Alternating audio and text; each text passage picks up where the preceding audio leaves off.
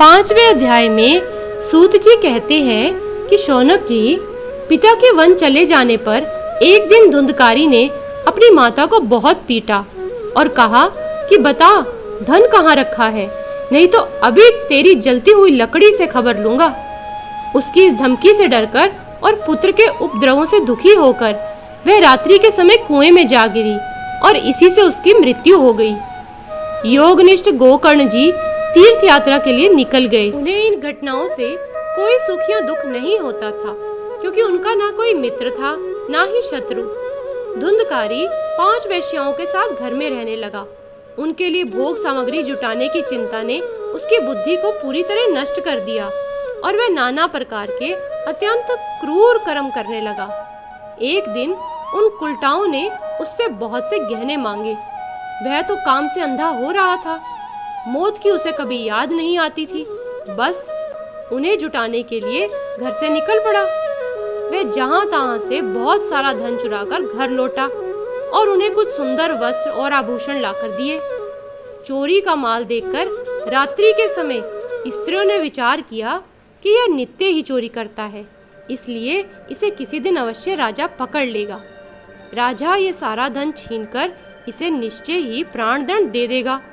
जब एक दिन इसे मरना ही है, तब हम ही धन की रक्षा के लिए गुप्त रूप से इसको ही क्यों न मार डालें। इसे मारकर हम इसका माल मता लेकर जहाँ कहीं चली जाएंगी। ऐसा निश्चय करके उन्होंने सोए हुए धुंधकारी को रस्सियों से कस दिया और उसके गले में फांसी लगाकर उसे मारने का प्रयत्न किया। इससे जब वह जल्दी ना मरा तो उन्हें बड़ी चिंता हुई। तब उन्होंने उसके मुख पर बहुत से दहकते अंगारे डाले। इससे वह अग्नि की लपटों से बहुत छटपटाकर मर गया। उन्होंने उसके शरीर को एक गड्ढे में डालकर गाड़ दिया। सच है, उनके इस कृत्य का किसी को भी पता न चला और लोगों के पूछने पर कह देती थी कि हमारे प्रियतम पैसे के लोभ से अब की बार कहीं दूर चले गए हैं और इसी वर्ष के अंदर लौट आएंगे। बुद्धिमान पुरुष को दुष्टा स्त्रियों का कभी विश्वास नहीं करना चाहिए। जो मूर्ख इनका विश्वास करता है उसे दुखी होना पड़ता है। इनकी वाणी तो अमृत के समान कामियों के हृदय में रस का संचार करती है, किंतु हृदय छुरे की धार के समान तीक्ष्ण होता है। भला इन स्त्रियों का कौन प्यारा है। वे कुलटाएं धुंधकारी की सारी संपत्ति समेटकर वहां से चंपत हो गई और उनके ऐसे ना जाने कितने ही पति थे। और धुंधकारी अपने कुकर्मों के कारण भयंकर प्रेत हुआ। वह बवंडर के रूप में सर्वदा 10 दिशाओं में भटकता रहता था। भूख प्यास से व्याकुल होने के कारण हाँ देव चिल्लाता रहता था, परंतु उसे कहीं भी कोई आश्रय न मिला। कुछ काल बीतने पर गोकर्ण ने भी लोगों के मुख से धुंधकारी की मृत्यु का समाचार सुना। तब उसे अनाथ समझकर उन्होंने उसका गया जी में श्राद्ध किया और भी जहाँ जहाँ वे जाते थे उसका श्राद्ध अवश्य करते थे। इस प्रकार घूमते घूमते गोकर्ण जी अपने नगर में आए और रात्रि के समय दूसरों की दृष्टि से बचकर सीधे अपने घर के आंगन में सोने के लिए पहुँचे। वहाँ अपने भाई को सोया देख आधी रात के समय धुंधकारी ने बड़ा विकट रूप दिखाया। वहाँ कभी भेड़, कभी हाथी, कभी भैंसा, कभी इंद्र और कभी अग्नि का रूप धारण करता। अंत में वह मनुष्य के आकार में प्रकट हुआ। ये विपरीत अवस्थाएं देखकर गोकर्ण ने निश्चय किया कि यह कोई दुर्गति को प्राप्त हुआ जीव है। तब उन्होंने उससे धैर्य पूर्वक पूछा। गोकर्ण ने कहा, तू कौन है? रात्रि के समय ऐसे भयानक रूप क्यों दिखा रहा है? तेरी यह दशा कैसे हुई? हमें बता तो सही। तू प्रेत है, पिशाच है अथवा कोई राक्षस है? सूत जी कहते हैं, गोकर्ण के इस प्रकार पूछने पर वह बार बार जोर जोर से रोने लगा। उसमें बोलने की शक्ति नहीं थी, इसलिए उसने केवल संकेत मात्र किया।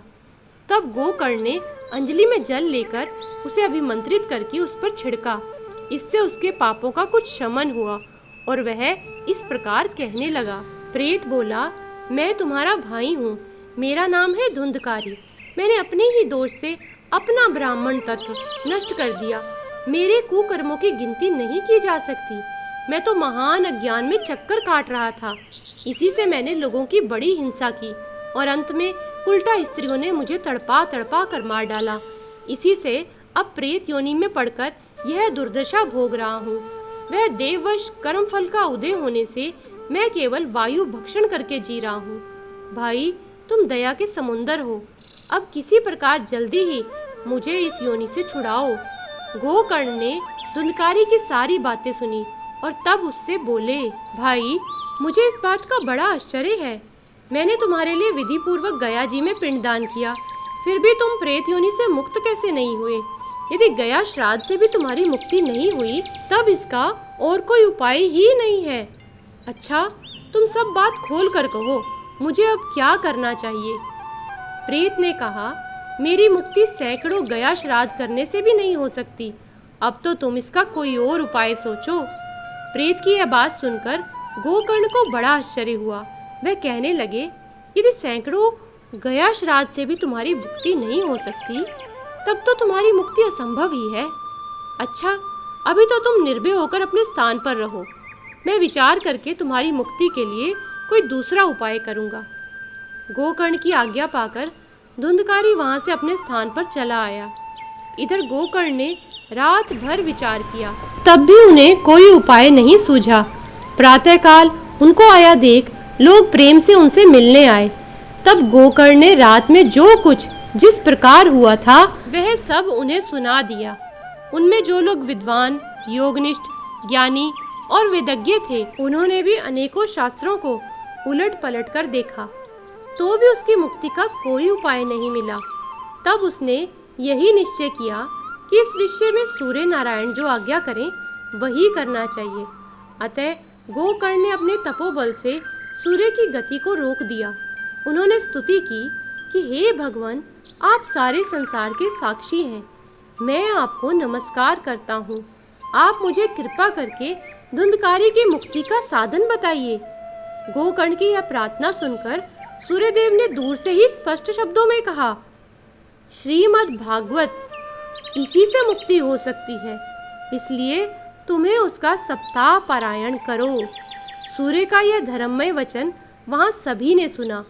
तब सबने यही कहा कि प्रयत्न पूर्वक यही करो, यह साधन बहुत सरल है।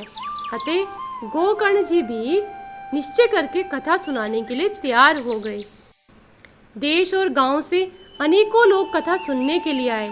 बहुत से लंगड़े लूले, अंधे, बूढ़े, मंदबुद्धि पुरुष भी अपने पापों की निवृत्ति के उद्देश्य से वहां आ पहुंचे। इस प्रकार वहां इतनी भीड़ हो गई कि उसे देखकर देवताओं को भी आश्चर्य होता था। और जब गोकर्ण जी व्यास गद्दी पर बैठकर कथा कहने लगे, तब वह प्रेत भी वहां आ पहुंचा और इधर उधर बैठने के लिए स्थान ढूंढने लगा। इतने में ही उसकी दृष्टि एक सीधे रखे हुए 7 गांठ के बांस पर पड़ी। उसी के नीचे के छिद्र में घुसकर वह कथा सुनने के लिए बैठ गया। वायु रूप होने के कारण वह बाहर कहीं बैठ ही नहीं सकता था, इसलिए बांस में घुस गया। गोकर्ण जी ने एक वैष्णव ब्राह्मण को मुख्य श्रोता बनाया और प्रथम स्कंद से ही स्पष्ट स्वर में कथा सुनानी आरंभ कर दी। सायंकाल में जब कथा को विश्राम दिया गया, तब एक बड़ी ही विचित्र बात हुई। वहां सभासदों के देखते देखते उस बांस की एक गांठ तड़ तड़ शब्द करती हुई फट गई और इसी प्रकार दूसरे दिन सायंकाल में दूसरी गांठ फटी और तीसरे दिन उसी समय तीसरी। इस प्रकार 7 दिनों में 7 गांठों को फोड़कर धुंधकारी 12 स्कंधों के सुनने से पवित्र होकर प्रेत योनि से मुक्त हो गया और दिव्य रूप धारण करके सबके सामने प्रकट हुआ। उसका मेघ के समान श्याम शरीर पीतांबर और तुलसी की मालाओं से सुशोभित था तथा सिर पर मनोहर मुकुट और कानों में कमनीय कुंडल झिलमिला रहे थे। उसने तुरंत अपने भाई गोकर्ण को प्रणाम करके कहा, भाई, तुमने कृपा करके मुझे प्रेत योनि की यातनाओं से मुक्त कर दिया।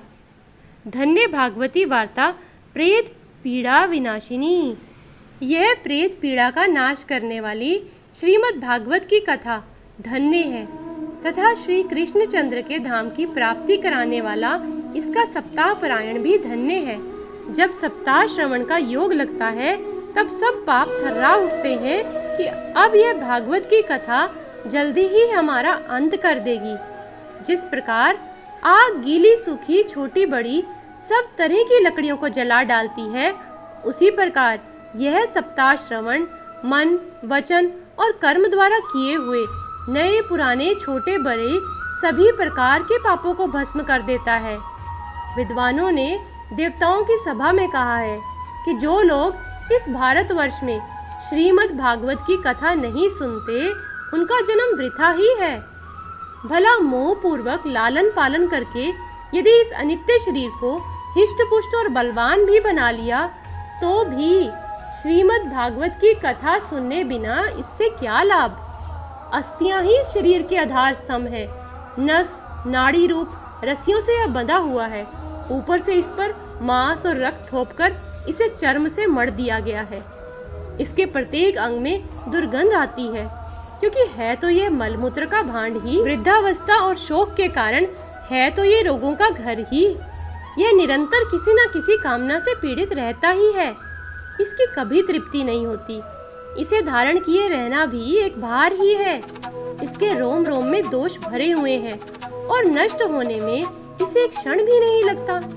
अंत में यदि इसे गाड़ दिया जाता है तो इसे कीड़े बन जाते हैं, और कोई पशु खा जाता है तो यह विष्टा हो जाता है, और अगर जला दिया जाता है तो भस्म की ढेरी हो जाता है। ये तीन ही इसकी गतियां बताई गई हैं। ऐसी अस्थिर शरीर से मनुष्य विनाशी फल देने वाला काम क्यों नहीं बना लेता। जो अन्न प्रातः काल पकाया जाता है वह सायंकाल तक बिगड़ जाता है। फिर उसी के रस से पुष्ट हुए शरीर की नित्यता कैसे। जिस समय धुंधकारी ये सब बातें कह रहा था, उसके लिए वैकुंठवासी पार्षदों के सहित एक विमान उतरा। उससे सब ओर मंडलाकार प्रकाश फैल रहा था। सब लोगों के सामने ही धुंधकारी उस विमान पर चढ़ गया। तब उस विमान पर आए हुए पार्षदों को देखकर उनसे गोकर्ण ने यह बात की। गोकर्ण ने पूछा, भगवान के प्रिय पार्षदों, यहाँ हमारे अनेकों शुद्ध हृदय श्रोतागण हैं। उन सब के लिए आप लोग एक साथ बहुत से विमान क्यों नहीं लाए। हम देखते हैं कि यहाँ सभी ने समान रूप से कथा सुनी है। फिर फल में इस प्रकार का भेद क्यों हुआ, यह बताइए। भगवान के सेवकों ने कहा, हे मानद, इस फल भेद का कारण इनके श्रवण का भेद ही है।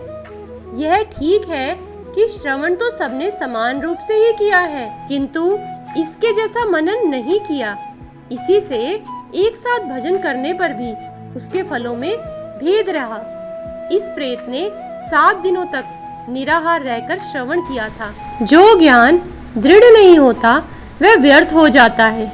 इसी प्रकार ध्यान न देने से श्रवण का, संदेह से मंत्र का और चित्त के इधर उधर भटकते रहने से उसके जप का फल बदल जाता है। वैष्णव ही देश अपात्र को कराया हुआ श्राद्ध का भोजन, अश्रोत्रिय को दिया हुआ दान एवं आचारहीन कुल, इन सब का नाश हो जाता है। गुरु वचनों में विश्वास, दीनता का भाव, मन के दोषों पर विजय और कथा में चित्त की एकाग्रता, इन नियमों का यदि पालन किया जाए तो श्रवण का यथार्थ फल मिलता है। यदि ये श्रोता फिर से श्रीमद् भागवत की कथा सुने तो निश्चय ही सबको वैकुंठ की प्राप्ति होगी। और गोकर्ण जी, आपको तो भगवान स्वयं आकर गोलोक धाम में ले जाएंगे। यूं कहकर वे सब पार्षद हरि कीर्तन करते वैकुंठ लोक को चले गए। यह कथा बड़ी ही पवित्र है। यदि इसका श्राद्ध के समय पाठ किया जाए तो इससे पितृगण को बड़ी तृप्ति होती है और नित्य पाठ करने से मोक्ष की प्राप्ति होती है। इति श्री पद्म पुराणे उत्तरखंडे श्रीमद् भागवत महात्म्ये गोकर्ण मोक्ष वर्णनम नाम 5म अध्याय। ओम नमो भगवते वासुदेवाय।